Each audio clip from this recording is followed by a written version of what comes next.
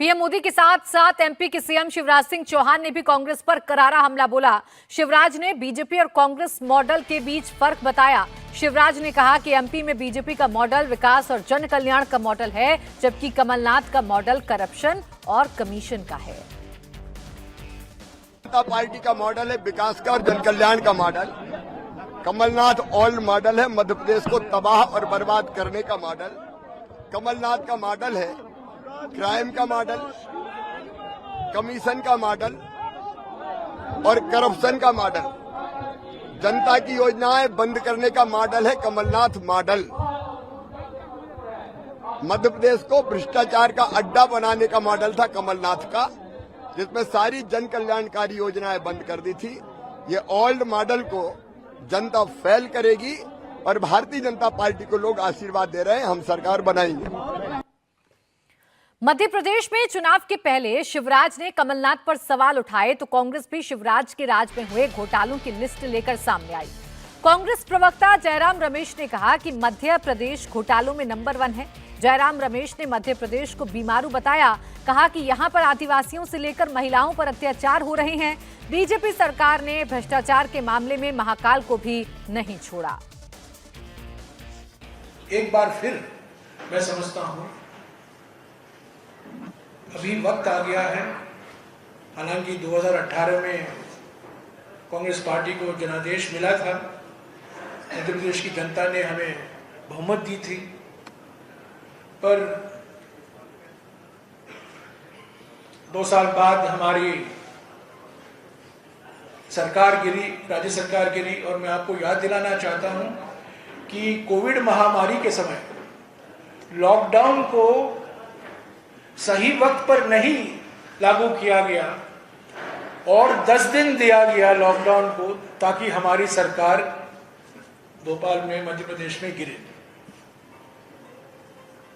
तो एक साजिश था, गद्दारों की कमी नहीं थी और हमारी सरकार गिरी। पर जो त्रस्त है मध्य प्रदेश की जनता, 18 साल बीजेपी की सरकार, और जो मैंने हकीकत आपको बताया है उससे पीड़ित है।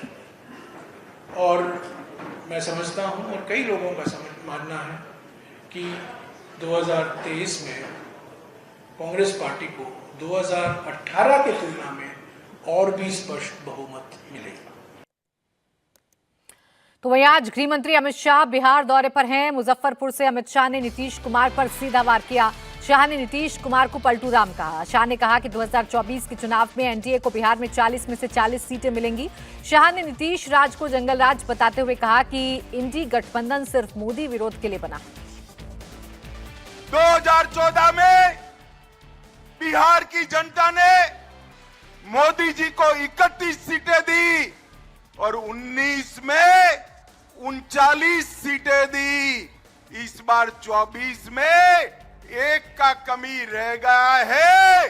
24 में 40 की 40 सीटें मोदी जी की झोली में डाल दीजिए। और मित्रों, इससे भी बड़ा विनती है कि 2025 में इस बार कमल फूल की सरकार बनानी है, भाजपा सरकार बनानी है। क्योंकि आपने जब आशीर्वाद दिया, ये पलटू राम ने पलटी मारकर जनादेश का द्रोह किया।